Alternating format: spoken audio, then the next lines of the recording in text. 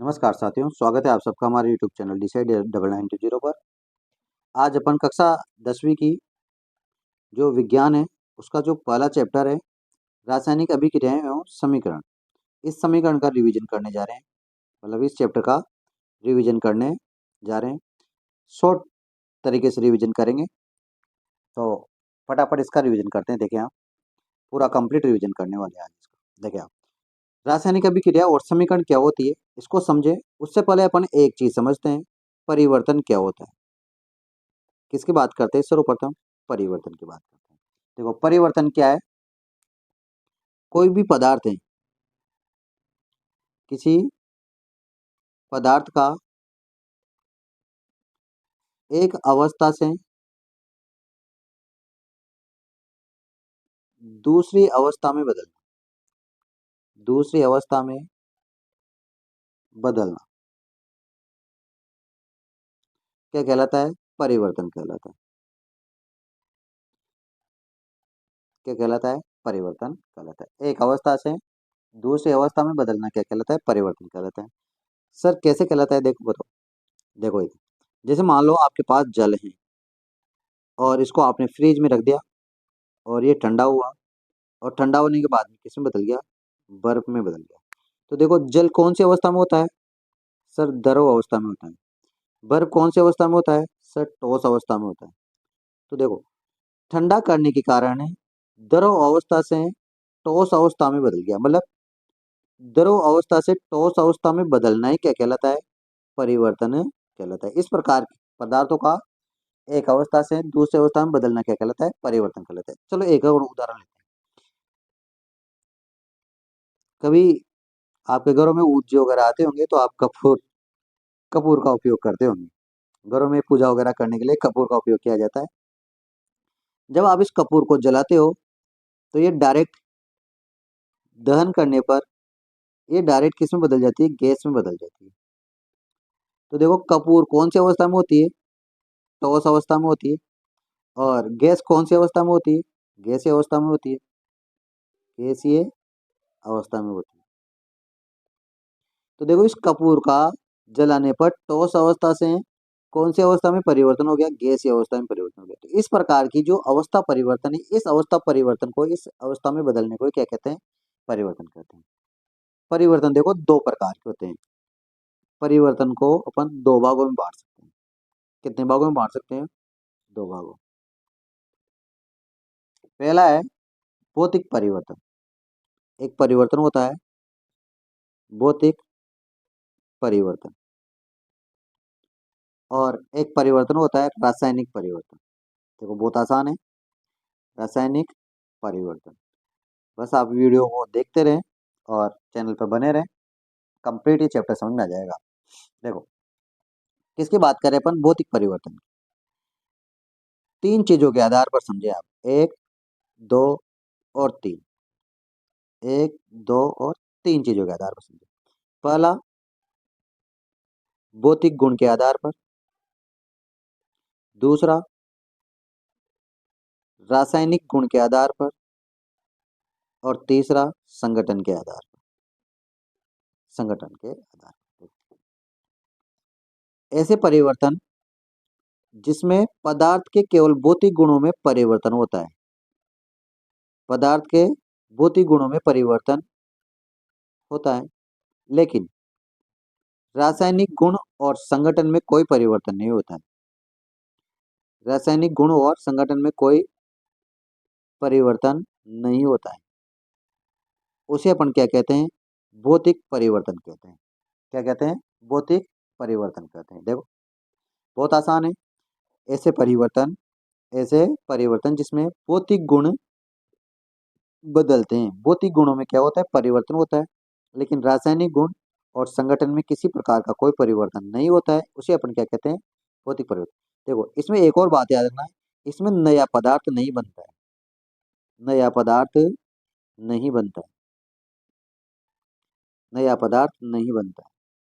नहीं बनता है। सर आपने कह दिया हम मान लेंगे, उदाहरण तो दो।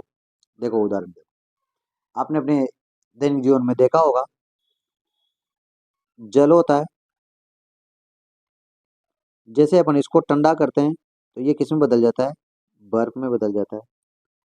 और जल को जब अपन गर्म करते हैं तो ये किस में बदल जाता है, वाष्प में बदल जाता है। किस में बदल जाता है, वाष्प में।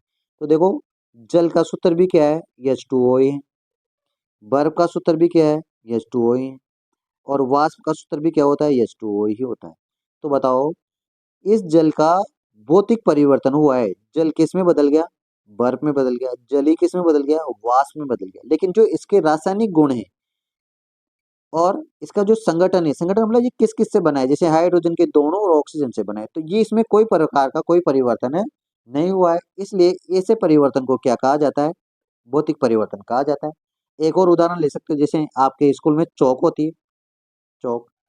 अब आप उस चौक को पीस कर चूर्ण में बदल दो, तो चौक को चूर्ण में बदलने से इसमें भौतिक गुणों में क्या हुआ है, परिवर्तन हुआ है। लेकिन रासायनिक और संगठन में कोई प्रकार का, किसी प्रकार का कोई परिवर्तन नहीं हुआ है। इस वजह से ऐसे परिवर्तनों को क्या कहा जाता है, भौतिक परिवर्तन कहा जाता है। तो क्या याद रखोगे आप, ऐसे परिवर्तन जिसमें पदार्थ के भौतिक गुणों में परिवर्तन होता है, लेकिन रासायनिक गुण और संगठन में किसी प्रकार का कोई परिवर्तन नहीं होता है, तथा नया पदार्थ नहीं बनता है, इसे अपन क्या कहते हैं, भौतिक परिवर्तन कहते हैं। अब आप बात करते हैं इधर, किसकी बात करते हैं, रासायनिक परिवर्तन की बात करते हैं। देखो, रासायनिक परिवर्तन को उसी प्रकार से समझेंगे अपन, तीन चीजों के आधार पर। सबसे पहले भौतिक गुण के आधार पर, फिर अपन समझेंगे रासायनिक गुण के आधार पर, रासायनिक गुण के आधार पर, फिर संगठन के आधार पर। ऐसे परिवर्तन जिसमें भौतिक गुणों के साथ साथ, भौतिक गुण भी क्या होते हैं, परिवर्तित होते हैं, परिवर्तन होता है।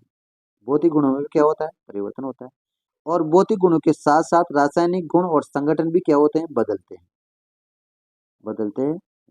उन्हें अपन क्या कहते हैं, रासायनिक परिवर्तन कहते हैं। अर्थात अगर हम परिभाषा की बात करें तो ऐसे परिवर्तन जिसमें पदार्थ के भौतिक गुण, भौतिक गुणों के साथ साथ रासायनिक गुण और संगठन में क्या होता है, परिवर्तन होता है, उसे क्या कहते हैं, रासायनिक परिवर्तन कहते हैं। आप लिखना चाहो तो लिख सकते हैं, मैं बोल रहा हूँ।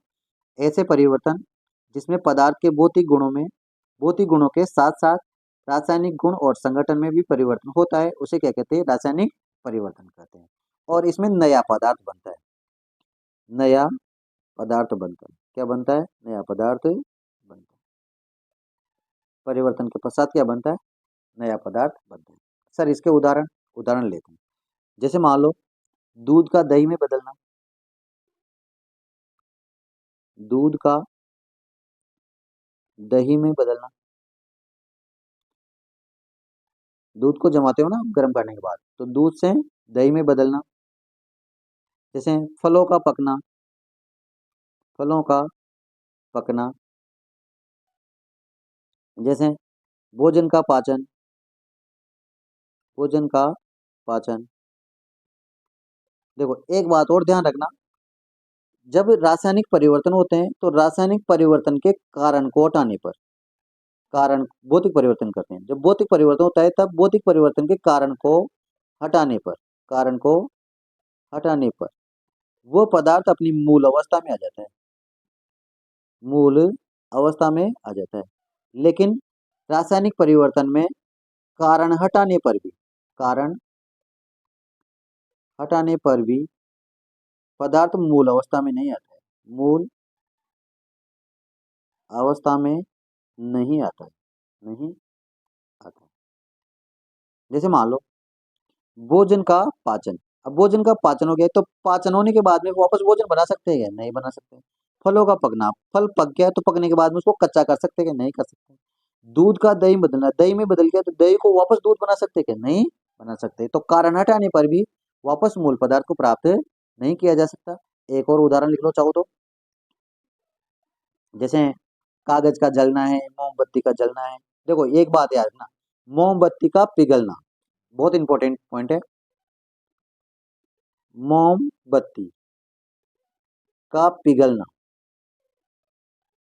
मोमबत्ती का पिघलना तो भौतिक परिवर्तन है, लेकिन मोमबत्ती का जलना, मोमबत्ती का जलना रासायनिक परिवर्तन है। ये हो भौतिक परिवर्तन और रासायनिक परिवर्तन। अब आगे देखते हैं। अब देखो, रासायनिक परिवर्तन के एक दो उदाहरण और देखते हैं। जैसे मैग्नीशियम रिबन का जलना, ये इंपॉर्टेंट उदाहरण है। मैग्नीशियम रिबन का दहन, किसकी बात कर रहे हैं अपन? मैग्नीशियम रिबन के दहन की बात करेंगे। देखो, जब मैग्नीशियम रिबन को ऑक्सीजन की उपस्थिति में जलाते हैं, मैग्नीशियम रिबन को ऑक्सीजन की उपस्थिति में जलाते हैं, इसका दहन करते हैं, तो ये श्वेत ज्वाला के साथ जलता है। किसके साथ? श्वेत चमकदार, श्वेत चमकदार ज्वाला के साथ जलता है। और श्वेत चमकदार ज्वाला के साथ जलकर एक श्वेत पदार्थ प्राप्त होता है। अपन को श्वेत पदार्थ प्राप्त होता है। क्या प्राप्त होता है? श्वेत पदार्थ, या फिर अपन श्वेत चूर्ण कह सकते हैं। श्वेत चूर्ण प्राप्त होता है। ये श्वेत चूर्ण मैग्नीशियम ऑक्साइड होता है। क्या होता है? Magnesium oxide. तो देखो, मैग्नीशियम का दहन अपन ने किसकी उपस्थिति में करवाया? ऑक्सीजन की उपस्थिति में। तो अपन को क्या प्राप्त हुआ? मैग्नीशियम ऑक्साइड, मैग्नीशियम ऑक्साइड प्राप्त हुआ, मैग्नीशियम ऑक्साइड प्राप्त हुआ, जो क्या है? एक श्वेत चूर्ण है। क्या है ये? श्वेत रंग का होता है, श्वेत चूर्ण। ये भी एक रासायनिक परिवर्तन का क्या है? उदाहरण है। इसको आप प्रयोग के द्वारा भी आप समझ सकते हैं। एक 3 से 4 सेंटीमीटर लंबा साफ मैग्नीशियम का कपड़ा लीजिए, मतलब मैग्नीशियम का रिबन लीजिए, और उसको चिमटे की सहायता से पकड़कर और उसको जला दीजिए। तो जलाओगे ना आप, तो वो श्वेत चमकदार ज्वाला के साथ जलेगा।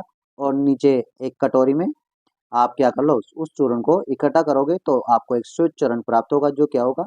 मैग्नीशियम ऑक्साइड होगा। फिर एक और उदाहरण लेते हैं अपन।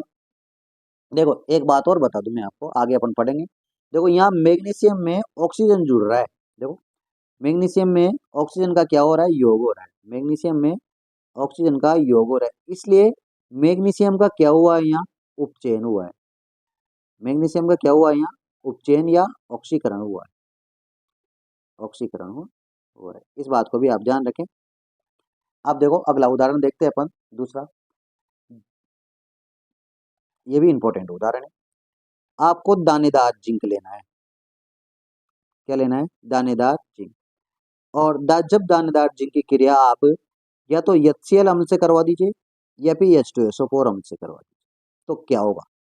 इस प्रकार से क्वेश्चन पूछा जाए, क्या होता है जब दानेदार जिंक की क्रिया हाइड्रोक्लोरिक अम्ल या सल्फ्यूरिक अम्ल से करवाई जाती है? HCl बोले तो हाइड्रोक्लोरिक अम्ल, हाइड्रोक्लोरिक अम्ल। और H2SO4 बोले तो सल्फ्यूरिक अम्ल। क्या बोलते हैं? सल्फ्यूरिक अम्ल। अब देखो, ये किस प्रकार से क्रिया करता है? सल्फ्यूरिक अम्ल देखो किस प्रकार से क्रिया करता है, आप समझेंगे। अगर आप दानेदार जिंक की क्रिया, किसकी क्रिया? दानेदार जिंक की क्रिया किसके साथ करवा रहे हो? HCl अम्ल के साथ करवा रहे हो।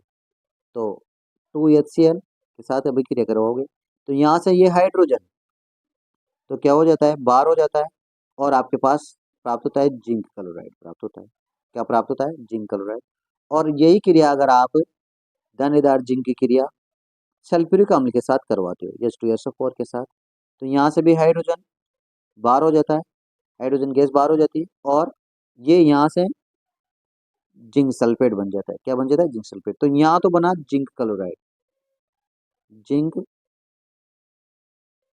क्लोराइड, और यहाँ पे बनेगा जिंक सल्फेट।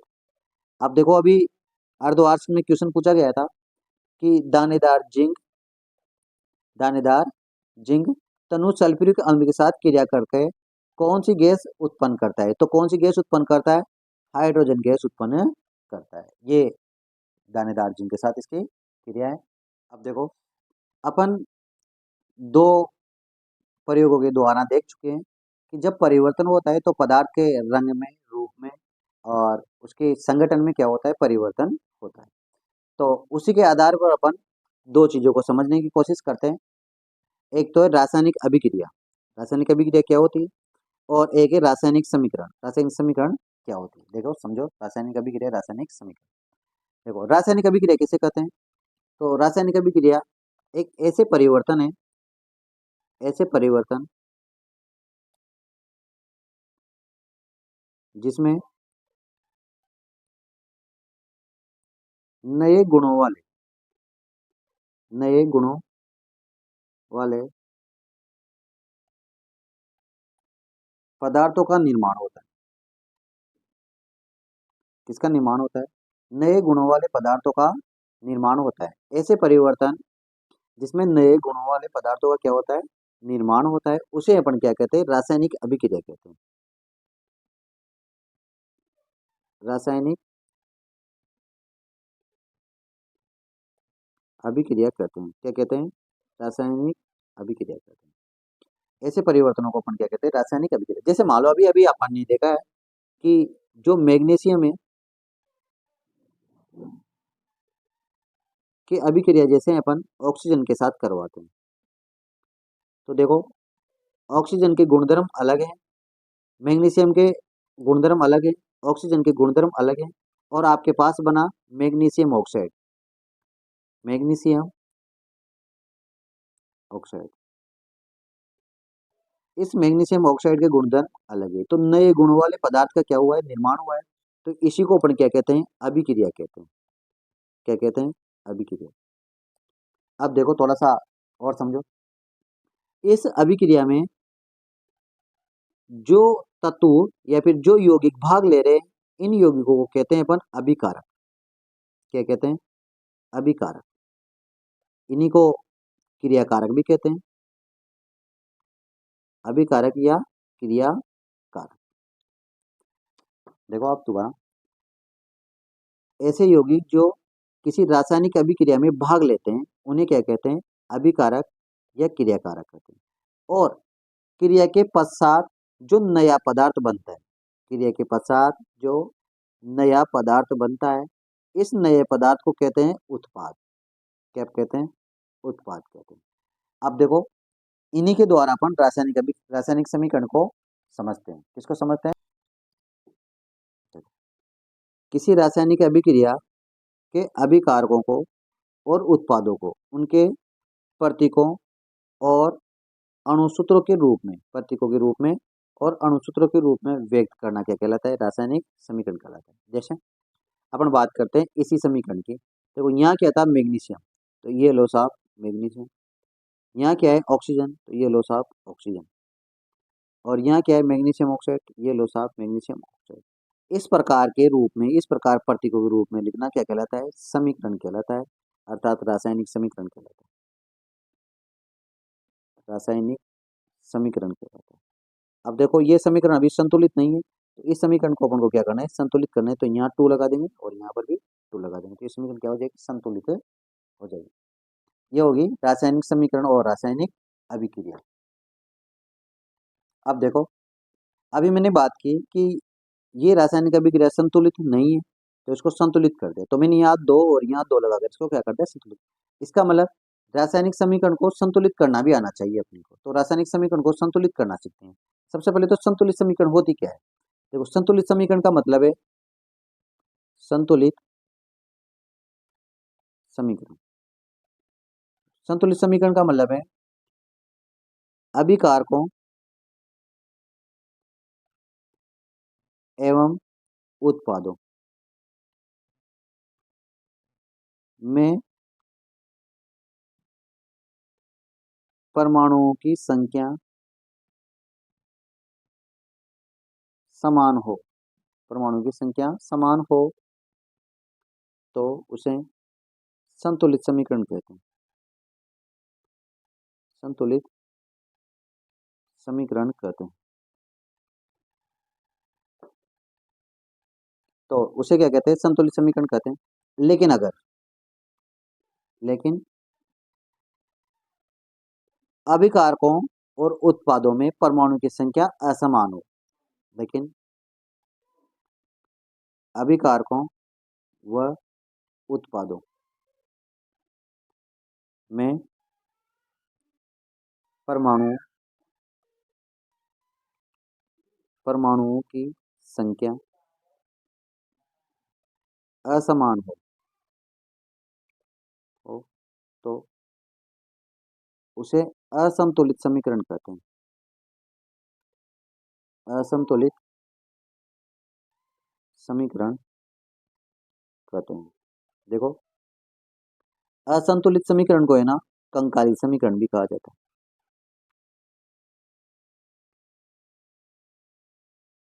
असंतुलित समीकरण को कंकाली समीकरण भी कहते हैं। भी कहते हैं। क्या कहते हैं? कंकाली समीकरण भी कहते हैं। और इस कंकाली समीकरण को एक विधि है, उसके द्वारा क्या किया जाता है? संतुलित किया जाता है। तो देखो,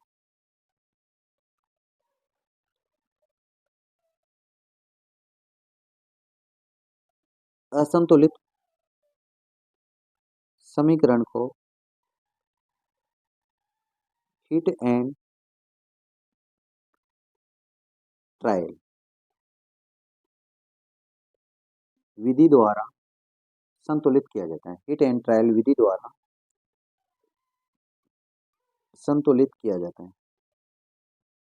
क्या किया जाता है? संतुलित किया जाता है। अब अपन हिट एंड ट्रायल विधि द्वारा किसी एक समीकरण को संतुलित करके देखेंगे। तो देखते हैं। देखिए, अब अपन हिट एंड ट्रायल विधि के द्वारा जो असंतुलित समीकरण है, उस असंतुलित समीकरण को संतुलित समीकरण में बदलना सीखेंगे। देखो, इसको बदलना बहुत आसान है। पहले अपन लॉन्ग टर्म से करेंगे, फिर मैं आपको शॉर्टकट भी समझाऊंगा। देखो, लॉन्ग टर्म से कैसे करेंगे? आपको जो असंतुलित समीकरण दे रखी है, उस असंतुलित समीकरण के जितने भी यौगिक हैं, उनको आप इस प्रकार से बॉक्स में बंद कर लें। बॉक्स में बंद इसलिए कर रहे हैं क्योंकि जो यौगिक बन गए उनमें परिवर्तन नहीं करना है। आपको इन यौगिकों में कोई परिवर्तन नहीं करना है, बस इसके गुणांकों में परिवर्तन करके आप इसको संतुलित कर सकते हो। इधर के परमाणु की संख्या को इधर के परमाणु की संख्या के बराबर करना है। क्यों करना है? क्योंकि जब किसी रासायनिक अभिक्रिया को संपन्न होती है तो उसमें द्रव्यमान संरक्षण का नियम लागू होता है। कौन सा नियम लागू होता है? द्रव्यमान संरक्षण का नियम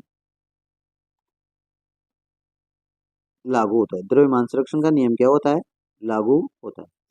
द्रव्यमान संरक्षण का नियम कहता है कि द्रव्यमान को न तो उत्पन्न किया जा सकता और न ही नष्ट किया जा सकता, इसको एक रूप से दूसरे रूप में बदला जा सकता है। तो देखो, यहाँ ये पी कितना है? एक है, हाइड्रोजन दो है और ऑक्सीजन एक है। देखो, ये पी यहाँ एक है और यहाँ तीन है। तो यहाँ से यहाँ आने में तीन हो गए पेरस, तो पेरस तीन तो नहीं हो सकते पेरिक। तो फिर इसको संतुलित किस प्रकार से करेंगे? देखिए, सबसे पहले आप इस प्रकार से लिखे तत्व, फिर लिखें आप अभिकारक, फिर लिखें आप उत्पाद। इस प्रकार से लिख लें आप तत्व, अभिकारक और उत्पाद। देखो, तत्व तो है यप ई, फिर यहाँ है हाइड्रोजन, फिर यहाँ है ऑक्सीजन। तो देखो, अभिकारक में यप ई मतलब आयरन कितना है? तो एक है। हाइड्रोजन कितने हैं? तो दो हैं। और ऑक्सीजन कितने हैं? तो एक है। देखो, हाइड्रोजन तो दो है, ऑक्सीजन एक है। अब इधर देखो, यहाँ यप ई कितने हैं? सर तीन है। हाइड्रोजन कितने हैं? सर दो है। ऑक्सीजन कितने हैं? चार। अब देखो, आपको सबसे बड़ी संख्या को सबसे पहले संतुलित करना है। तो यहाँ सबसे बड़ी संख्या चार आ रही है, तो एक को मैं किससे गुणा करूं ताकि ये दोनों संतुलित हो जाए? सर चार से गुणा करना पड़ेगा। कर दो गुणा। अब चार से गुणा करने के बाद में इसको लिखो दोबारा। देखो, गुणा कहाँ किया है? अभिकारक वाले में किया है, अभिकारक में किया है। और अभिकारक में किसको किया है? ऑक्सीजन वाले को किया है। तो ऑक्सीजन वाला यौगिक कौन सा? ये वाला है। तो इसको कहीं से गुणा करेंगे? चार से। तो देखो, इसको लिखो वापस दोबारा, ये पी प्लस चार से गुणा कर दिया और ये H2O और इधर आ जाएगा। इधर परिवर्तन किया ही नहीं है, तो ये Fe3O4 और इधर आ जाएगा H2। कोई समस्या नहीं है सर। अब देखो, आगे नहीं है तो अब देखो, यहाँ लिखो वापस तत्व, फिर लिखो अभिकारक, फिर लिखो उत्पाद। तो यप ई आएगा, एच ई आएगा, ओ आएगा। तो यप ई कितने हैं? सर यहाँ तो वापस एक ही है। अभिकारक इसमें देखना है। अब हाइड्रोजन कितने हैं? तो सर चार दूनी आठ हो गए। ऑक्सीजन कितने हैं? सर चार हो गए। ये देखो, ऑक्सीजन ऑक्सीजन कितने हैं? चार। फिर इधर देखो, ये पी, तो ये तो बदला ही नहीं है, तो ये तो ये का ये आ जाएगा तीन, दो और चार। तीन तो ये पी, हाइड्रोजन दो है, ऑक्सीजन चार। अब देखो, इसमें सबसे बड़ी संख्या क्या आ रही है? आठ। तो सर आठ को संतुलित करेंगे, तो यहाँ आठ है, तो यहाँ किससे गुणा करना पड़ेगा? चार से। 4 से गुणा करो। अब 4 से किसको गुणा करेंगे? उत्पाद को करेंगे। उत्पाद में भी किसको करेंगे? जिसमें हाइड्रोजन आ रहा है, तो हाइड्रोजन यहाँ आ रहा है तो इसको गुणा कर दो। तो करो गुणा, यहाँ आ जाएगा एफ ई प्लस 4 H2O, फिर आ जाएगा Fe3O4 ferric oxide plus 4H2। हो गया। अब देखो वापस दोबारा वही कार्य करेंगे जो इधर किया है। फिर लिखो तत्व, फिर लिखो अभिकारक, फिर लिखो उत्पाद। अभी तो संतुलित नहीं हुआ है। अब देखो एफ ई हाइड्रोजन और ऑक्सीजन।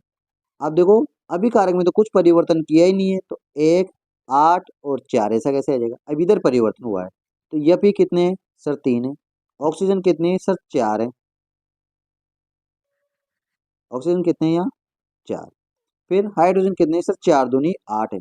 ये 4 दूनी 8 हो, सॉरी सॉरी सॉरी। ऑक्सीजन तो 4 है। ऑक्सीजन तो कितने आएंगे? 4। ये ऑक्सीजन 4 और हाइड्रोजन कितने? 4 दूनी 8। यहाँ आ जाएगा 8।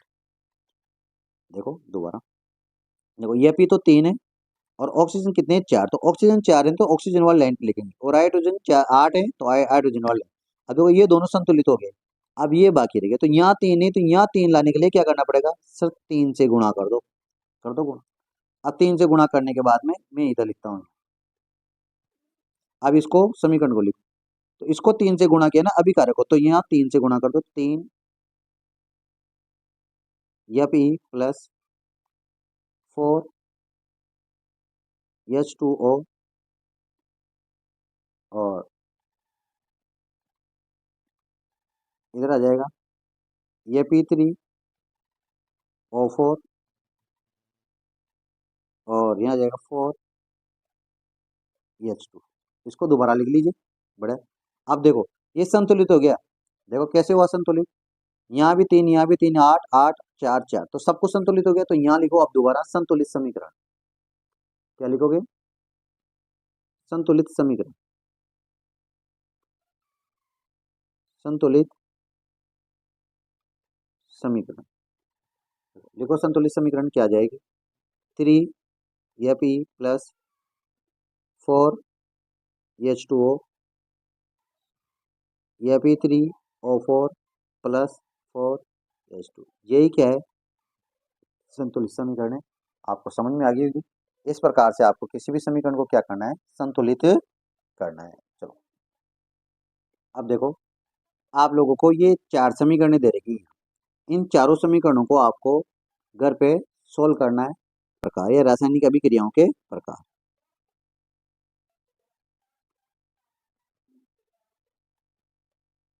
समीकरणों या अभिक्रियाओं के प्रकार। अभिक्रियाओं के प्रकार कौन सी अभिक्रियाएं? ये रासायनिक। रासायनिक समीकरणों या अभिक्रियाओं के प्रकार। देखो कौन कौन से प्रकार हैं, इनके बारे में अपन बात करेंगे। सबसे पहले बात करेंगे अपन संयोजन अभिक्रिया की। संयोजन अभिक्रिया।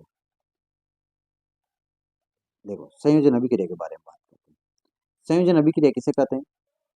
देखो ऐसी रासायनिक अभिक्रिया जिसमें, देखो ऐसी रासायनिक अभिक्रिया जिसमें दो या दो से अधिक क्रियाकारक मिलकर एक बड़े उत्पाद का क्या करते हैं? निर्माण करते हैं। मतलब अपन यूं कह सकते हैं, दो छोटे छोटे अभिकारक मिलकर, दो छोटे छोटे अभिकारक मिलकर एक बड़े उत्पाद का क्या करते हैं? निर्माण करते हैं। बड़े उत्पाद का निर्माण करते हैं, तो उसे अपन क्या कहते हैं? संयोजन अभिक्रिया कहते हैं। चाहो तो आप परिभाषा लिख सकते हैं, मैं लिख के बताता हूँ आपको। यहाँ ऐसी ऐसी रासायनिक अभिक्रिया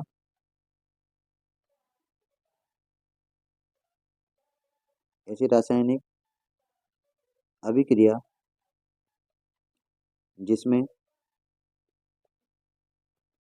दो या दो से अधिक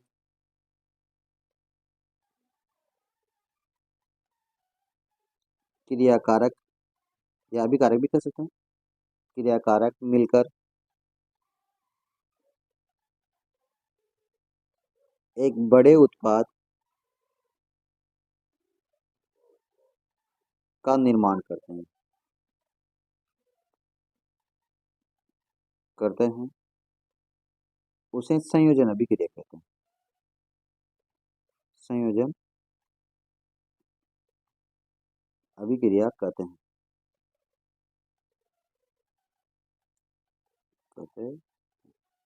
जैसे मान लो कोई भी दो छोटे छोटे अभिकारक है ए और बी, और ये दोनों मिलकर एक बड़े उत्पाद का निर्माण करेंगे ए बी, तो इस अभिक्रिया को अपन क्या कहते हैं? संयोजन अभिक्रिया कहते हैं। दो ऐसे याद रखें, अब ऐसी रासायन इस शॉर्ट फॉर्म में याद रखें, इस रूप में याद रखें और ज्यादा बढ़िया रहेगा। ऐसी रासायनिक अभिक्रिया जिसमें दो छोटे छोटे अभिकारक मिलकर एक बड़े उत्पाद का निर्माण करते हैं उसे क्या कहते हैं? संयोजन अभिक्रिया कहते हैं। जैसे अपन बहुत सारी अभिक्रियाएं ले सकते हैं। पहली है कोयले का दहन।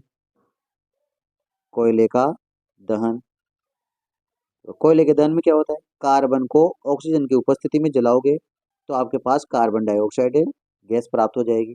दूसरी ले सकते हो आप जल का निर्माण। जल का निर्माण, जल के निर्माण में क्या होगा? हाइड्रोजन के दो अणु और ऑक्सीजन का एक अणु मिलकर किसका निर्माण करेंगे? जल का निर्माण करेंगे। जल का निर्माण। फिर आप वो लिख सकते हो बुझे हुए चूने का निर्माण। बुझे हुए चूने का निर्माण। बुझे हुए चूने का निर्माण, तो बुझे हुए चूने का निर्माण किस प्रकार से होता है? बिना बुझे हुए चूना लोगे आप, कैल्शियम ऑक्साइड मार्केट से कट्टा लेके आगे चूना का, और उसमें आपने क्या मिलाया? जल मिलाया, तो आपके पास कैल्शियम हाइड्रोक्साइड प्राप्त होगा। क्या प्राप्त होगा? Calcium hydroxide. इसको तो बोलते हैं बिना बुझा हुआ चूना। बिना बुझा हुआ चूना, ये जल है इसे, और ये है बुझा हुआ चूना। बुझा हुआ चूना क्या है? ये बुझा हुआ चूना। इसी को अपन, इसका अन्य नाम है, मतलब रासायनिक जो नाम है ये कैल्शियम हाइड्रोक्साइड। हाइड्रोक्साइड क्या नाम है इसका? Calcium hydroxide. तो ये तीन समीकरण होगी रासायनिक अभिक्रियाओं में संयोजन अभिक्रिया। देखो इसकी एक और अभिक्रिया हो सकती है, जैसे ये कैल्शियम हाइड्रोक्साइड है, इसका सफेदी में उपयोग किया जाता है। ये जो कैल्शियम हाइड्रोक्साइड बना ना, किसके द्वारा बना है? बिना बुझा हुआ चूना के द्वारा क्या बना? Calcium hydroxide. मतलब कैल्शियम ऑक्साइड की क्रिया जैसे ही जल के साथ करवाई तो अपने पास से एक उत्पाद प्राप्त हुआ, कैल्शियम हाइड्रोक्साइड, बुझा हुआ चूना। जब इस बुझे हुए चूने का उपयोग किसके रूप में किया जाता है? सफेदी के रूप में किया जाता है। सफेदी करने में, सफेदी करने में इसका उपयोग किया जाता है। सफेदी करने में इसका उपयोग किया जाता है। अब जब सफेदी करने के बाद में वायुमंडल में जो कार्बन डाइऑक्साइड होती है, वो कार्बन डाइऑक्साइड गैस से ये क्या करता है? क्रिया करता है। ये कैल्शियम हाइड्रोक्साइड वायुमंडल में उपस्थित कार्बन डाइऑक्साइड से क्रिया कर कर और एक उत्पाद बनाता है कैल्शियम कार्बोनेट, और जल क्या हो जाता है? बाहर हो जाता है। सफेदी करने के बाद में सूखता है तो जल तो सूख कर उड़ जाता है और उत्पाद के रूप में बनता है कैल्शियम कार्बोनेट। और इस कैल्शियम कार्बोनेट के कारण ही 2-3 दिन के बाद, सफेदी करने के 2-3 दिन के बाद में वो अपने को क्या दिखाई देता है? चमकदार दिखाई देता है। चमक आ जाती है उसमें, उसमें क्या आ जाती है? चमक आ जाती है। तो आपसे क्वेश्चन पूछ ले कि सफेदी करने के 2-3 दिन बाद में उसमें चमक आ जाती है, क्यों? तो आप जवाब दोगे कि सफेदी करने जब अपन कैल्शियम हाइड्रोक्साइड का की द्वारा सफेदी करते हैं तो सफेदी करने के 2-3 दिन के अंदर वह कार्बन डाइऑक्साइड से क्रिया करके कैल्शियम कार्बोनेट क्या बनाता है? कैल्शियम कार्बोनेट बनाता है, और जल सूख कर क्या हो जाता है? उड़ जाता है। इस वजह से उसमें क्या आ जाती है? चमक आ जाती है। किसके कारण आ जाती है? कार्बन डाइऑक्साइड से क्रिया करने के कारण उसमें चमक आ जाती है। और कितने दिन बाद में आती है? 2-3 दिन के बाद में आती है। तो ये थी आपकी संयोजन अभिक्रिया। अब अपन नेक्स्ट अगले अभिक्रिया देखो। नेक्स्ट अपन बात करने वाले हैं वियोजन अभिक्रिया। तो वियोजन अभिक्रिया किसे कहते हैं?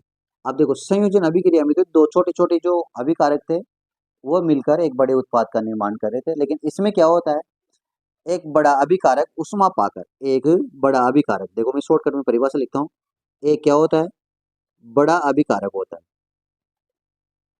ये बड़ा अभिकारक उष्मा पाकर, उष्मा या ऊर्जा के द्वारा उष्मा पाकर और टूट जाता है, और टूटने के बाद में दो या दो से अधिक, दो से अधिक छोटे छोटे छोटे छोटे उत्पाद का क्या करता है, निर्माण करता है, उत्पाद का निर्माण करता है। इस अभिक्रिया को क्या कहते हैं, अपन वियोजन अभिक्रिया कहते हैं। कैसे लिखेंगे, ऐसी रासायनिक अभिक्रिया, शॉर्टकट में पढ़ा रहा हूँ, ऐसी रासायनिक अभिक्रिया जिसमें एक बड़ा अभिकारक, एक बड़ा अभिकारक उष्मा पाकर दो या दो से अधिक छोटे छोटे उत्पाद का निर्माण करता है, उसे क्या कहते हैं, वियोजन अभिक्रिया कहते हैं। जैसे एक उदाहरण लेते हैं अपन, एक क्या लेते हैं, उदाहरण लेते हैं। एक बड़ा अभिकारक है FeSO4, आयरन सल्फेट या पेरस सल्फेट। जैसे आप इसको उष्मा से दोगे या फिर इसको गर्म करोगे, तो उष्मा देने पर इसको आयरन सल्फेट या पेरस सल्फेट बोलते हैं। पेरस सल्फेट भी बोल सकते हैं और आयरन सल्फेट भी बोल सकते हैं, आयरन सल्फेट भी बोल सकते हैं, दोनों ही इसी के नाम, पेरस सल्फेट या आयरन सल्फेट। जब इसको उष्मा से दोगे और इसको गर्म करोगे, तो ये Fe2O3 में टूट जाएगा, और सल्फर डाइऑक्साइड और सल्फर ट्राई ऑक्साइड क्या हो जाएगी, गैस के रूप में बाहर निकल जाएगी। तो देखो, एक अभिकारक था बड़ा, और इसको तोड़ने पर, इसको उष्मा देने पर कितने उत्पाद प्राप्त हुए, तीन उत्पाद प्राप्त हुए। एक तो सल्फर ट्राइऑक्साइड, इसको बोलते हैं सल्फर ट्राइऑक्साइड, और इसको बोलते हैं सल्फर डाइऑक्साइड, सल्फर डाइऑक्साइड, और इसको बोलते हैं फेरक फेरिक ऑक्साइड। ठीक है, ये वियोजन अभिक्रिया थी। इसका एक और उदाहरण ले सकते हो आप चाहो तो। अभी अपन ने संयोजन अभिक्रिया में उदाहरण लिया था, देखो मैं यहाँ बताता हूँ आपको। संयोजन अभिक्रिया में क्या उदाहरण लिया था अपन ने, कैल्शियम हाइड्रोक्साइड की क्रिया करवाई थी अपन ने कार्बन डाइऑक्साइड के साथ। तो अपने पास प्राप्त हुआ था कैल्शियम कार्बोनेट और जल। इस प्रकार से अपने पास प्राप्त हुआ था कैल्शियम कार्बोनेट और जल। जब इस कैल्शियम कार्बोनेट को गर्म किया जाता है, तो क्या होता है, देखो कैल्शियम कार्बोनेट ये टॉस है, जब इसको गर्म किया जाता है या उष्मा दी जाती है, तो ये टूटकर कैल्शियम ऑक्साइड में बदल जाता है, और यहाँ से कार्बन डाइऑक्साइड क्या हो जाती है, गैस के रूप में बाहर निकल जाती है। तो देखो यहाँ पर भी एक बड़ा उत्पाद है जो उष्मा पाकर दो उत्पाद में टूट गया, कैल्शियम ऑक्साइड और कार्बन डाइऑक्साइड में। इसे अपन क्या कहते हैं, वियोजन अभिक्रिया कहते हैं। नेक्स्ट अभिक्रिया पढ़ेंगे अपन उष्मा सेपी अभिक्रिया। जो तीसरी अभिक्रिया है वो है उष्मा सेपी अभिक्रिया, उष्मा सेपी अभिक्रिया। देखो उष्मा सेपी अभिक्रिया किसे कहते हैं, देखो सेपी दो अभिक्रियाएं पढ़ेंगे, एक तो उष्मा सेपी और एक पढ़ेंगे उष्मा उष्मा शोषी। तो इसको आप ऐसे याद रखें, शोषी से याद रखें। शोषी का मतलब शोषना, मतलब अवशोषण करना। शोषी का मतलब शोषना, मतलब अवशोषण करना। मतलब ऐसी रासायनिक अभिक्रिया जो क्रिया, जिसमें क्रिया के दौरान, ऐसी रासायनिक अभिक्रिया जिसमें क्रिया के दौरान उष्मा का अवशोषण हो, उष्मा का क्या हो, अवशोषण हो। मतलब रासायनिक अभिक्रिया के दौरान वो उष्मा को ग्रहण करे, तो उष्मा को ग्रहण करे तो उष्मा शोषी। लेकिन रासायनिक अभिक्रिया के दौरान उष्मा का उत्सर्जन हो, शेपी मतलब उत्सर्जन होना। अगर उष्मा का उत्सर्जन होता है तो उसे अपन क्या कहेंगे, उष्मा शेपी अभिक्रिया कहेंगे। तो देखो मैं इसकी परिभाषा लिखता हूँ। ऐसी रासायनिक अभिक्रिया, ऐसी रासायनिक अभिक्रिया जिसमें क्रिया के दौरान, ऐसी रासायनिक अभिक्रिया जिसमें क्रिया के दौरान, क्रिया के दौरान उष्मा का उत्सर्जन हो, उष्मा का उत्सर्जन होता है, तो उसे उष्माक्षेपी अभिक्रिया कहते हैं। उष्माक्षेपी अभिक्रिया कहते हैं। क्या कहते हैं? उष्माक्षेपी अभिक्रिया कहते हैं। रासायनिक अभिक्रिया ऐसी रासायनिक अभिक्रिया जिसमें क्रिया के दौरान, अभिक्रिया के दौरान या क्रिया के दौरान उष्मा का क्या हो, उत्सर्जन होता है, तो उसे उष्माक्षेपी अभिक्रिया कहते हैं। जैसे उदाहरण लेना चाहें अपन इसका, एक उदाहरण लेते हैं इसका, प्राकृतिक गैस का दहन। प्राकृतिक गैस का दहन, तो प्राकृतिक गैस कौन सी होती है? मेथेन, CH4, ये है मेथेन। मीथेन, मीथेन बोलते हैं इसको, मेथेन। जब मेथेन को अपन ऑक्सीजन की उपस्थिति में जलाते हैं तो अपने पास कार्बन डाइऑक्साइड गैस के रूप में और जल वाष्प के रूप में प्राप्त होता है, और यहाँ से क्या निकलती है? ऊर्जा निकलती है। तो यहाँ पे ऊर्जा का क्या हो रहा है? उत्सर्जन हो रहा है। इसलिए इस अभिक्रिया को क्या कहते हैं? उष्माक्षेपी अभिक्रिया कहते हैं। जैसे श्वसन के दौरान ग्लूकोज का विखंडन होता है, श्वसन के दौरान ग्लूकोज का विखंडन, ग्लूकोज का क्या होता है? विखंडन होता है। तो वो भी क्या है? एक श्वसन भी क्या है? एक उष्माक्षेपी अभिक्रिया है। श्वसन भी कैसी अभिक्रिया है? उष्माक्षेपी अभिक्रिया, उष्माक्षेपी अभिक्रिया। श्वसन कैसी अभिक्रिया है? उष्माक्षेपी अभिक्रिया। क्यों है? देखो, इसमें जब ग्लूकोज का क्या होता है? C6H12O6, ये है ग्लूकोज। ग्लूकोज का क्या होता है? विखंडन होता है। किसकी उपस्थिति में? ऑक्सीजन की उपस्थिति में। तो कार्बन डाइऑक्साइड के 6 अणु और जल के 6 अणु बनते हैं, और यहाँ से क्या बनती है? ऊर्जा बनती है, जिसके द्वारा अपन चल पाते हैं, फिर पाते हैं और अन्य काम कर पाते हैं। तो बताओ, श्वसन के दौरान अपन जो ऑक्सीजन को ग्रहण करते हैं, वो वह ऑक्सीजन किसको तोड़ने का काम करती है? ग्लूकोज को तोड़ने का काम करती है, ग्लूकोज का विखंडन करती है, और ग्लूकोज के विखंडन के द्वारा वहां पर कार्बन डाइऑक्साइड बनती है, जिसको अपन सांस के द्वारा छोड़ देते हैं, और ऊर्जा बनती है, जिसका अपन अन्य बहुत सारे कार्य करने में क्या करते हैं? उपयोग करते हैं। तो इस प्रकार से जहां पर क्रिया के दौरान उष्मा का उत्सर्जन होता है, उस उन अभिक्रियाओं को अपन क्या कहते हैं? उष्माक्षेपी अभिक्रियाएं कहते हैं। नेक्स्ट देखिए, उष्माशोषी अभिक्रिया। देखो, बात करें उष्माशोषी अभिक्रिया, शोषी का मतलब अवशोषण करना। तो देखो, ऐसी रासायनिक अभिक्रिया, ऐसी रासायनिक अभिक्रिया, ऐसी रासायनिक अभिक्रिया जिसमें क्रिया के दौरान, क्रिया के दौरान, जिसमें क्रिया के दौरान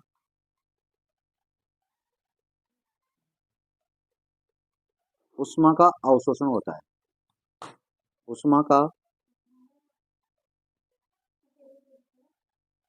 अवशोषण होता है। ऐसी रासायनिक अभिक्रिया जिसमें क्रिया के दौरान उष्मा का अवशोषण होता है, उसे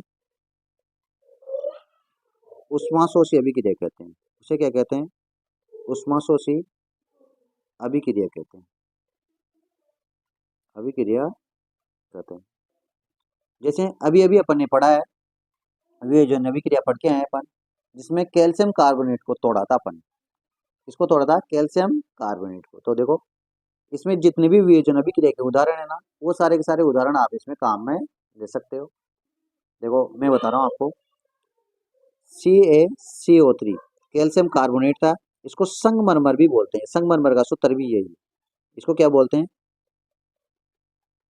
कैल्शियम कार्बोनेट, और बोलचाल की भाषा में संगमरमर। कौन सा मरमर?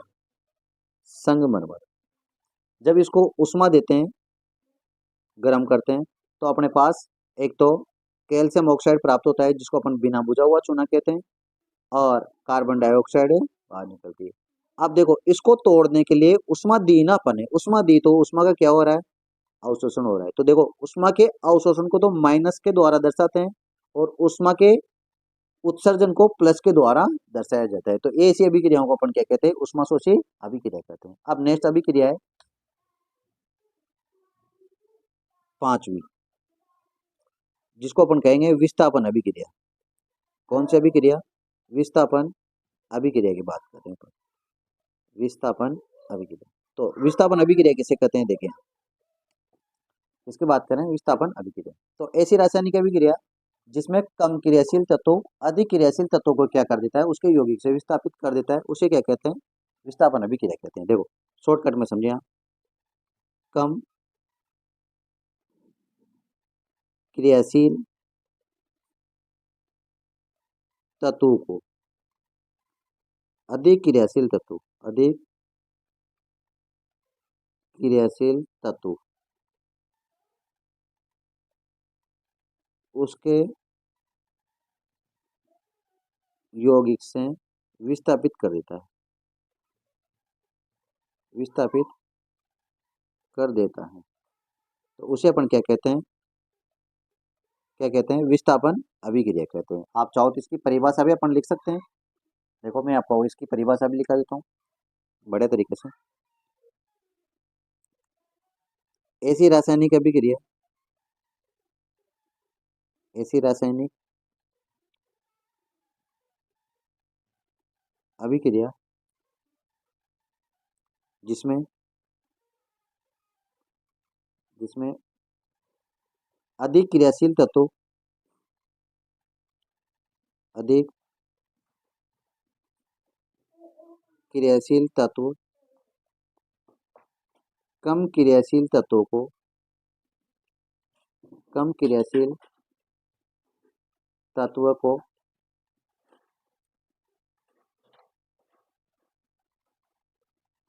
उसके यौगिक से, उसके यौगिक से विस्थापित कर देता है, उसके यौगिक से विस्थापित कर देता है, तो उसे विस्थापन अभिक्रिया कहते हैं। विस्थापन अभिक्रिया कहते हैं। क्या कहते हैं? विस्थापन अभिक्रिया कहते हैं। जैसे अपन उदाहरण लेते हैं, एपी की क्रिया अपन कॉपर सल्फेट से करवाते हैं। तो देखो यहाँ पर एपी अधिक क्रियाशील है कॉपर की तुलना में, एपी अधिक क्रियाशील है कॉपर की तुलना में। तो ये एपी क्या करेगा? इस कॉपर को इसके यौगिक से हटा देगा, तो कॉपर तो बाहर हो जाएगा और ये इसकी जगह पर आ जाएगा, तो FeSO4 हो जाएगा। इस प्रकार से कि जो अभिक्रियाएं होती है, इन अभिक्रियाओं को अपन क्या कहते हैं? विस्थापन अभिक्रिया कहते हैं। जैसे एक और अभिक्रिया ले लेते हैं अपन, जैसे जिंक, और इसकी अभिक्रिया करवाते हैं अपन कॉपर सल्फेट से। तो देखो यहाँ पर जिंक अधिक क्रियाशील है किसकी तुलना में? कॉपर की तुलना में। तो ये जिंक क्या करेगा? कॉपर को इसकी जगह से विस्थापित कर देगा, तो कॉपर तो हो जाएगा बाहर और यहाँ बन जाएगा जिंक सल्फेट। इस प्रकार से सर हमें कैसे पता चलेगा कि कौन अधिक क्रियाशील है और कौन कम क्रियाशील है? तो इसके लिए आपको एक चीज पढ़नी पड़ेगी, सक्रियता श्रेणी। क्या पढ़नी पड़ेगी? सक्रियता श्रेणी। सक्रियता श्रेणी क्या है? धातुओं की क्रियाशीलता के आधार पर धातुओं को घटते क्रम में जमाने की जो श्रेणी है, उस श्रेणी को अपन क्या कहते हैं? सक्रियता श्रेणी कहते हैं। इसको आप इस तरीके से याद रख सकते हो। देखो कैसे याद रखोगे आप? काना कार मांगे, काना कार मांगे अल्टो जैन फरारी। काना कार मांगे अल्टो जैन फरारी। प्रभु हैं क्यों, प्रभु हैं क्यों हुजूर आज आओ, आज आओ। तो देखो के से तो का से तो हो जाएगा के, ना से हो जाएगा एन ए, कार से हो जाएगा सी ए, मांगे से एम जी, अल्टो से ए एल, चैन से जिंक, फरारी से एफ ई, प्रभु से पी बी, है से एच, क्यों से सी यू, हुजूर से एच जी, और आज से ए जी, और आओ से ए यू। तो ये क्रिया का घटता क्रम है। देखो किस प्रकार से है घटता क्रम, आप ध्यान से समझे इसको। देखो यहाँ पर जो के हैं मतलब पोटेशियम, के का मतलब पोटेशियम, ये सबसे अधिक क्रियाशील है, सबसे अधिक क्रियाशील। और ये एयू है, ये सबसे कम क्रियाशील है, सबसे कम क्रियाशील है। इसका मतलब, इसका मतलब क्या हुआ? इसका मतलब हुआ कि ये इसका घटता हुआ क्रम है, क्रियाशीलता का घटता हुआ क्रम है। मतलब पोटेशियम, सोडियम, फिर यहाँ calcium, calcium, magnesium, aluminium, zinc, ferrous, lead, hydrogen, copper, mercury, silver और ओरम, सोना। तो सोना क्या होता है? सबसे कम क्रियाशील होता है और सबसे अधिक क्रियाशील पोटेशियम होता है। पोटेशियम के बाद में सोडियम होता है। तो अब देखो यहाँ पे ध्यान से, यहाँ है Fe और यहाँ है कॉपर। तो बताओ कॉपर कहाँ आ रहा है? देखो यहाँ नीचे नीचे आ रहा है कॉपर, यहाँ कहाँ आ रहा है? नीचे। जबकि Fe कहाँ आ रहा है? ऊपर। इसका मतलब कॉपर की तुलना में Fe क्या है? अधिक क्रियाशील है। तो Fe ने कॉपर को क्या कर दिया? विस्थापित कर दिया। इसी प्रकार से जिंक, जिंक देखो कॉपर से ऊपर आ रहा है, जिंक भी पेरस से ऊपर आ रहा है, तो जिंक तो पेरस से भी ज्यादा क्रियाशील है। इसका मतलब जिंक ने कॉपर को क्या कर दिया? विस्थापित कर दिया। इस अभिक्रियाओं को क्या कहते हैं? विस्थापन अभिक्रिया कहते हैं। नेक्स्ट 3 अभिक्रियाएं जो एक दूसरे से संबंधित हैं। एक तो है उपचयन अभिक्रिया, एक है अपचयन अभिक्रिया और एक है रेडॉक्स अभिक्रिया। तो तीनों को एक साथ पढ़ते हैं अपन। देखो उपचयन अभिक्रिया कैसे कहते हैं? सबसे पहले तो उपचयन अभिक्रिया को ऑक्सीकरण अभिक्रिया भी कहते हैं। क्या कहते हैं? ऑक्सीकरण अभिक्रिया। इसको क्या कहते हैं? ऑक्सीकरण अभिक्रिया भी कहते हैं। देखो क्या होती है? ऐसी रासायनिक अभिक्रिया जिसमें अभिक्रिया के दौरान या क्रिया के दौरान ऑक्सीजन का क्या होता है? संयोग होता है। तो उसे अपन क्या कहते हैं? उपचयन या ऑक्सीकरण अभिक्रिया कहते हैं। क्या कहते हैं? ऑक्सीकरण अभिक्रिया कहते हैं। जैसे कॉपर को अपन ऑक्सीजन की उपस्थिति में क्या करते हैं? गर्म करते हैं, तो अपने को कॉपर ऑक्साइड प्राप्त होता है। तो देखो यहाँ पर कॉपर अकेला था और यहाँ पर कॉपर के साथ कौन जुड़ गया? ऑक्सीजन। तो ऑक्सीजन का क्या हुआ है? संयोग, ऑक्सीजन का संयोग हुआ है। तो यहाँ पर कॉपर का क्या हुआ? उपचयन, Cu का उपचयन हुआ है। Cu का क्या हुआ है? उपचयन हुआ है। एक और बात याद रखिएगा आप,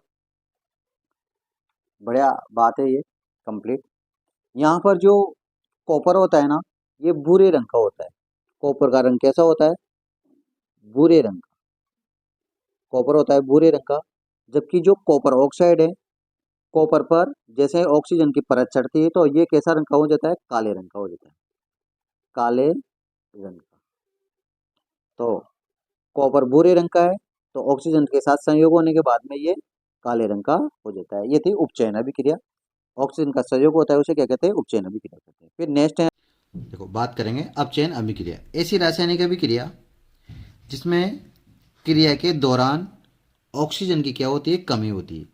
ऐसी रासायनिक अभिक्रिया जिसमें क्रिया के दौरान क्या होती है? ऑक्सीजन की कमी होती है, उसे अपन क्या कहते हैं? अपचयन अभिक्रिया कहते हैं। अब देखो इसका एक उदाहरण लेते हैं। जैसे कॉपर ऑक्साइड की क्रिया अपन हाइड्रोजन के साथ करवाते हैं, तो आपके पास एक तो बनता है कॉपर और आपको उत्पाद के रूप में प्राप्त होता है जल, कॉपर और जल। अब देखो क्या होता है, यहाँ कॉपर ऑक्साइड में से ऑक्सीजन की क्या हुई? कमी हुई और यहाँ अकेला कॉपर रह गया। इसका मतलब ऑक्सीजन की कमी हुई, तो ऑक्सीजन की कमी होती है, वहाँ क्या होता है? अपचयन होता है। जबकि यहाँ हाइड्रोजन अकेला था और यहाँ पे जल मतलब ऑक्सीजन जुड़ गया, तो जहाँ ऑक्सीजन जुड़ता है वहाँ क्या होता है सर? वहाँ तो उपचयन होता है या ऑक्सीकरण होता है। तो इसका क्या हो गया? ऑक्सीकरण हो गया। इसके बारे में आगे, इसके बाद में बात करते हैं अपन आगे। रेडॉक्स अभिक्रिया किसे कहते हैं? रेडॉक्स अभिक्रिया तो ऐसी रासायनिक अभिक्रिया जिसमें उपचयन और अपचयन दोनों साथ साथ होते हैं, वहां पर उसे क्या कहते हैं? रेडॉक्स अभिक्रिया कहते हैं। और वही उदाहरण अपन दोबारा यहाँ ले सकते हैं। कॉपर ऑक्साइड की क्रिया हाइड्रोजन के साथ करवाएंगे तो यहाँ पे कॉपर और जल प्राप्त होगा। कॉपर ऑक्साइड में से ऑक्सीजन की कमी हो रही है, इसलिए इसका कॉपर ऑक्साइड का अपचयन होगा। और हाइड्रोजन में ऑक्सीजन की वृद्धि हो रही है, इसलिए इसका इसमें हाइड्रोजन का क्या होगा? उपचयन होगा। ये थी आपकी 10 की 10 अभिक्रियाएं। अब एक और अभिक्रिया बच रही है, अवक्षेपण अभिक्रिया, उसके बारे में बात देखिए। नेक्स्ट अभिक्रिया है अवक्षेपण अभिक्रिया। अवक्षेपण अभिक्रिया क्या होती है? ध्यान से देखें हम। जब दो विलेनों को मिलाया जाता है, कोई भी दो विलेन है उनको मिलाया जाता है, तो एक श्वेत रंग का एक पदार्थ बनता है। जो जल में क्या होता है, अविलेय होता है। जल में घुलनशील नहीं होता है, अविलेय होता है। इस अविलेय पदार्थ को अपन क्या कहते हैं, अवक्षेप कहते हैं। और अवक्षेप बनने की प्रक्रिया को क्या कहते हैं, अवक्षेपण अभिक्रिया कहते हैं। जैसे Na2SO4 सोडियम सल्फेट लेते हैं और बेरियम क्लोराइड की क्रिया करवाते हैं, तो यहाँ पर सल्फेट और बेरियम एक दूसरे से क्रिया करके और बेरियम सल्फेट बनाता है। क्या बनाता है, बेरियम सल्फेट, जो क्या होता है, जल में अविलेय होता है। और यही क्या है, अवक्षेप है। यही क्या है, अवक्षेप है। इस अभिक्रिया को अपन क्या कहते हैं, अवक्षेप के रूप में प्राप्त होता है। इस अभिक्रिया को अपन क्या कहते हैं, अवक्षेपण अभिक्रिया कहते हैं। अब देखो, इसके दो टॉपिक रह रहे हैं छोटे छोटे, जिसकी बात करते हैं अपन। एक तो है संसारण। संसारण किसे कहते हैं, देखो संसारण कुछ नहीं है, कोई भी धातु है जिसको अपन अपने आसपास आम्ल या नमी के संपर्क में छोड़ देते हैं, तो उसकी चमक क्या होने लगती है, धीरे धीरे समाप्त होने लगती है। इसी को अपन क्या कहते हैं, संसारण कहते हैं। अर्थात उसकी चमक में कमी आने लगती है, तो इस प्रक्रिया को अपन क्या कहते हैं, संसारण कहते हैं। संसारण के जो दुष्प्रभाव हैं वह इस प्रकार से अपने को देखने को मिलते हैं। जैसे चांदी को अपन वायु में खुला छोड़ देंगे तो इसके ऊपर काली परत चढ़ जाएगी। तांबे को अपन वायु में खुला छोड़ देंगे तो इसके ऊपर हरी परत चढ़ जाती है। लोहे को अपन खुला छोड़ देंगे तो लाल भूरे रंग की क्या चढ़ जाती है, इसके ऊपर परत चढ़ जाती है। और इसको बचाव के उपाय हैं, इसको बचा सकते हैं अपन क्या क्या करके बचा सकते हैं। एक तो पेंट करके बचा सकते हैं, तेल या ग्रीस लगाकर बचा सकते हैं, और गैल्वेनीकरण के द्वारा भी इसको बचा सकते हैं। अब देखो गैल्वेनीकरण क्या होता है। देखो गैल्वेनीकरण क्या है, लोहे के ऊपर जस्ते की एक पतली परत चढ़ाई जाती है। इस पतली परत को चढ़ाने की प्रक्रिया को क्या कहते हैं, गैल्वेनीकरण कहते हैं। लोहे के ऊपर के ऊपर जिंक या जस्ते की क्या चढ़ाई जाती है, कि पतली परत चढ़ाई जाती है। इस पतली परत को चढ़ाने की जो प्रक्रिया है, इस प्रक्रिया को क्या कहते हैं, गैल्वेनीकरण कहते हैं। जो निरंतर वायुमंडल से क्रिया करके लोहे को क्या करती है, सुरक्षा प्रदान करती है। अब देखो यहाँ पर ये जो जिंक की परत है, ये वायु से क्रिया करके स्वयं खत्म हो जाती है, लेकिन लोहे को खत्म नहीं होने देती, अर्थात लोहे को संसारित नहीं होने देती। इसलिए इसको क्या कहा जाता है, बलिदानी रक्षण भी कहा जाता है। फिर देखो एक छोटा सा टॉपिक है, विकृत गंधिता। विकृत गंधिता क्या है, जो खाद्य पदार्थ होते हैं उनको तेल या वसा युक्त जो खाद्य पदार्थ होते हैं उनको वायुमंडल में लंबे समय तक जब अपन खुला छोड़ देते हैं, तेल या वसा युक्त जो खाद्य सामग्री है उनको वायुमंडल में लंबे समय तक क्या छोड़ देते हैं, खुला छोड़ देते हैं, तो वायुमंडल में उपस्थित ऑक्सीजन से क्रिया करके वो क्या हो जाते हैं, उपचयित हो जाते हैं। अर्थात उनका क्या हो जाता है, ऑक्सीकरण हो जाता है, जिससे उसका स्वाद और उनकी जो गंध स्मेल है वो क्या हो जाती है, बदल जाती है। तो इसी को अपन क्या कहते हैं, विकृत गंधिता कहते हैं। और विकृत गंधिता से भी बचने के उपाय हैं। विकृत गंधिता से बचाव के लिए प्रतिऑक्सीकरण या प्रतिऑक्सीकारक का प्रयोग किया जाता है। जैसे चिप्स की थैली में आप सोचते होंगे चिप्स की थैली इतनी फूली फूली क्यों होती है, तो चिप्स की थैली में से ऑक्सीजन को निकालकर उसमें क्या भरी जाती है, नाइट्रोजन भरी जाती है, क्योंकि नाइट्रोजन क्या है, प्रतिऑक्सीकारक गैस है, प्रतिऑक्सीकारक गैस है। तो इस प्रकार से आपका ये चैप्टर खत्म होता है, पहला चैप्टर। अगर चैप्टर समझ में आया है, वीडियो पसंद आया है, तो चैनल को सब्सक्राइब जरूर करें, वीडियो को लाइक जरूर करें। तब तक के लिए धन्यवाद। नेक्स्ट क्लास में नेक्स्ट चैप्टर अपन कंप्लीट करने वाले हैं। तब तक के लिए बहुत बहुत धन्यवाद।